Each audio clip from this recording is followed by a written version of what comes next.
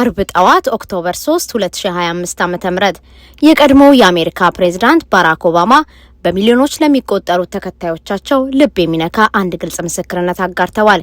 መልእክቱ የተላከው ለባለቤታቸው ለቀድሞዋ ቀዳማዊ እመቤት ሚሼል ኦባማ ሲሆን ለ33ኛ የጋብቻ በዓላቸው ነበር።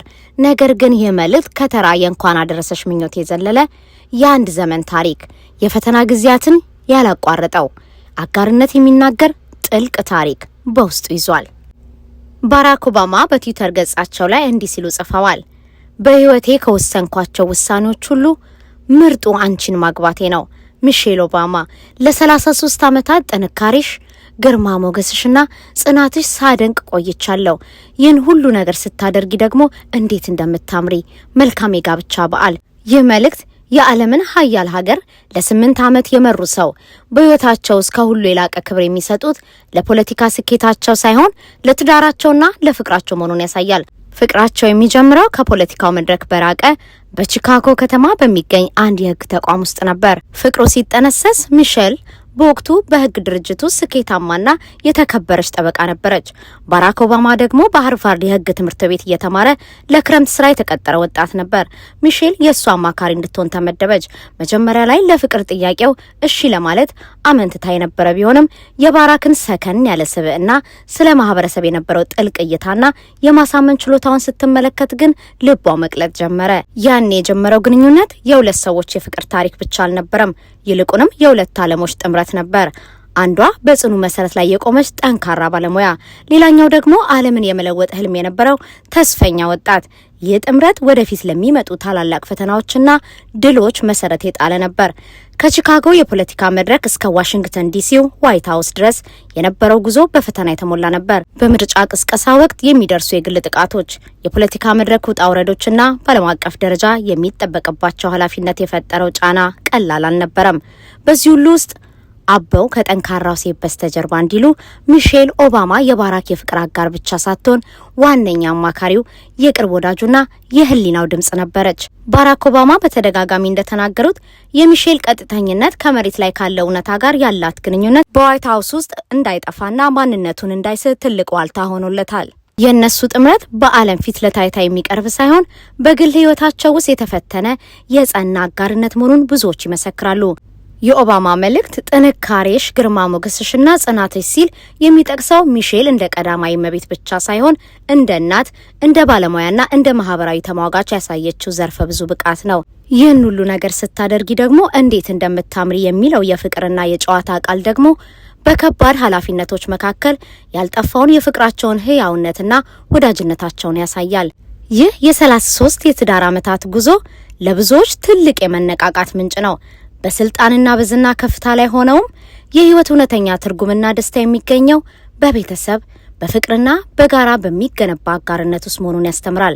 የባራክ ኦባማ ምርጡ ውሳኔ ፕሬዝዳንት መሆን ሳይሆን የሚሼል ባል መሆን ነው የሚለው ምስክርነት ለትውልዶች የሚተላለፍ የፍቅርና የአጋርነት ትምህርት ሆኖ ይቀጥላል። የትራምፕ የታሪፍ ጦርነት ዳግም መምጣት፣ ለአሜሪካ መድኃኒት ወይስ መርዝ? የንግድ ጦርነት ታሪፍ፣ አሜሪካን እንደገና ታላቅ እናድርግ። እነዚህ ቃላት የፕሬዝዳንት ዶናልድ ትራምፕ ሁለተኛ የስልጣን ዘመን ከዋና ዋና መለያዎቹ አንዱ ሆነው ብቅ ብለዋል። ፕሬዝዳንቱ ወደ አሜሪካ በሚገቡ ሁሉም ዕቃዎች ላይ የ10% ሁለንተናዊ ታሪፍ፣ በተለይም ከቻይና በሚመጡ ዕቃዎች ላይ ደግሞ እስከ 60% የሚደርስ ከባድ ቀረጥ ለመጣል ያላቸውን እቅድ ይፋ አድርገዋል። ይህ እርምጃ የአሜሪካን ኢንዱስትሪ ለመጠበቅና ስራዎችን ወደ ሀገር ለመመለስ ያለመ ነው ሲል አስተዳደሩ ይገልጻል።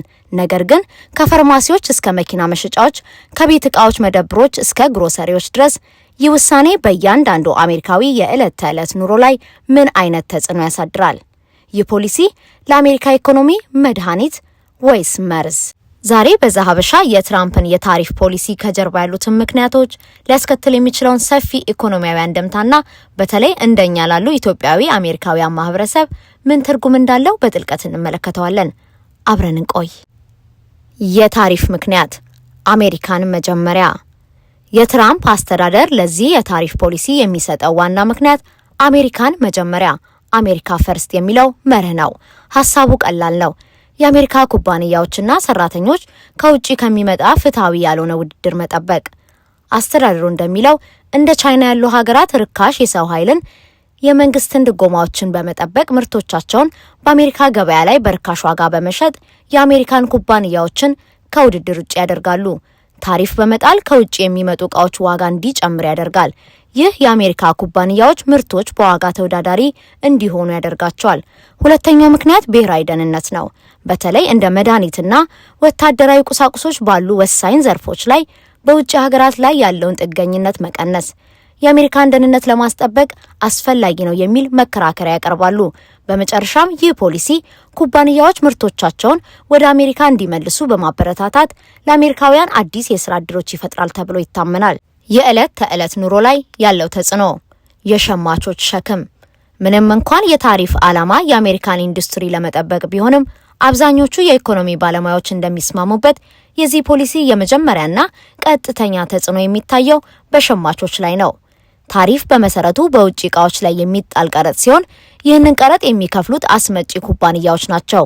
እነዚህ ኩባንያዎች ደግሞ የጨመረውን ወጪ ለሸማቾች ያስተላልፋሉ። እስኪ በሶስት ቁልፍ ዘርፎች ላይ ያለውን ተጽዕኖ እንመልከት። በመጀመሪያ መድኃኒቶች። አብዛኞቹ በአሜሪካ ውስጥ የምንጠቀማቸው መድኃኒቶች ንቁ ንጥረ ነገሮች የሚመረቱት በውጭ ሀገራት በተለይም በቻይናና በህንድ ነው። በእነዚህ ንጥረ ነገሮች ላይ የሚጣል ታሪፍ የመድኃኒቶች ዋጋ በቀጥታ ከፍ ያደርገዋል። ይህ ማለት ለደም ግፊት፣ ለስኳር በሽታና ለሌሎችም ህመሞች የምንወስዳቸው መድኃኒቶች ዋጋ ሊጨምር ይችላል። ይህ ደግሞ ዝቅተኛ ገቢ ያላቸውንና በጡረታ የሚኖሩ ዜጎችን ክፉኛ ይጎዳል። በሁለተኛ ደረጃ መኪናዎችና የጭነት መኪናዎች። ሜድን አሜሪካ የሚል መለያ ያለው መኪና እንኳን በሺዎች የሚቆጠሩ ከውጭ የመጡ ክፍሎች ይዟል። ከኢንጂን እስከ ትንንሽ ኤሌክትሮኒክስ ድረስ የአሜሪካ የመኪና ኢንዱስትሪ በዓለም አቀፍ የአቅርቦት ሰንሰለት ላይ የተመሰረተ ነው። በእነዚህ ክፍሎች ላይ የሚጣል ታሪፍ የመኪናዎችን የማምረቻ ወጪ ስለሚጨምር የመሸጫ ዋጋቸውንም ከፍ ያደርገዋል።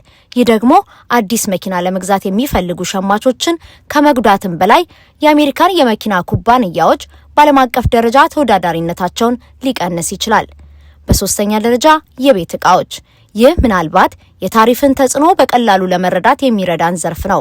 አብዛኛው በአሜሪካ ገበያ ላይ የሚገኘው የቤት ዕቃ ከቻይና፣ ከቪየትናምና ከሌሎች ሀገራት የሚመጣ ነው።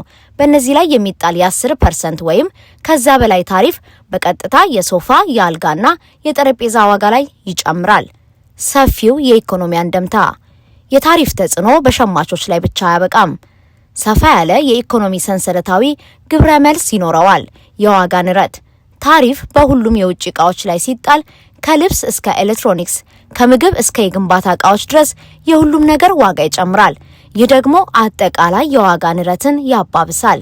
ይህም ማለት የገንዘባችን የመግዛት አቅም ይቀንሳል ማለት ነው። የበቀል እርምጃ። አሜሪካ በሌሎች ሀገራት ዕቃዎች ላይ ታሪፍ ስትጥል እነዚያ ሀገራትም ዝም ብለው አይመለከቱም። በአሜሪካ ምርቶች ላይ የበቀል ታሪፍ ይጥላሉ። የዚህ ዋነኛ ሰለባ የሚሆነው ደግሞ የአሜሪካ ገበሬዎች ናቸው። ለምሳሌ ቻይና በአሜሪካ አኩሪ አተር ላይ በምትጥለው ታሪፍ ምክንያት በሚሊዮን የሚቆጠሩ ገበሬዎች ገበያቸውን ያጣሉ።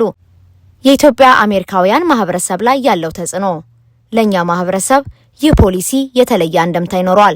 ብዙ ኢትዮጵያውያን በትንንሽ ንግድ ስራዎች ላይ ተሰማርተው ከውጭ ዕቃዎችን አስመጥተው የሚሸጡ የንግድ ባለቤቶች ለምሳሌ የልብስ፣ የቅመማ ቅመም ወይም የባህል ዕቃዎች ከፍተኛ ወጪ ይገጥማቸዋል። ይህ ትርፋቸውን ከመቀነሱም በላይ ዋጋ እንዲጨምሩ ያስገድዳቸዋል።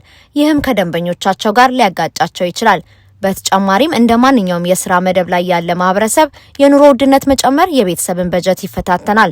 ለቤት ክራይ፣ ለምግብና ለሌሎች ወጪዎች የምናወጣው ገንዘብ እየጨመረ ሲሄድ ወደ ሀገር ቤት ለምንልከው እርዳታ የሚኖረን አቅም ሊቀንስ ይችላል።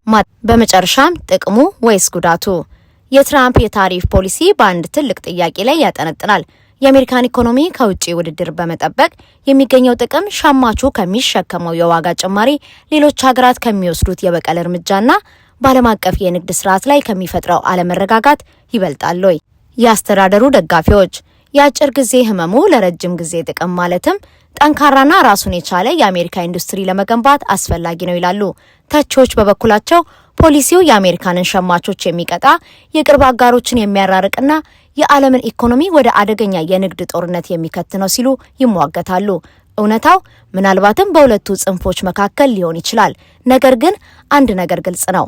በቀጣዮቹ ዓመታት በእያንዳንዱ ጊዜያችን ላይ የዚህን ፖሊሲ ተጽዕኖ ማየታችን አይቀርም። ይህንን ጉዳይ በተመለከተ የእናንተን አስተያየት በኮሜንት ሴክሽን እንድጽፉልን በአክብሮት እንጋብዛለን።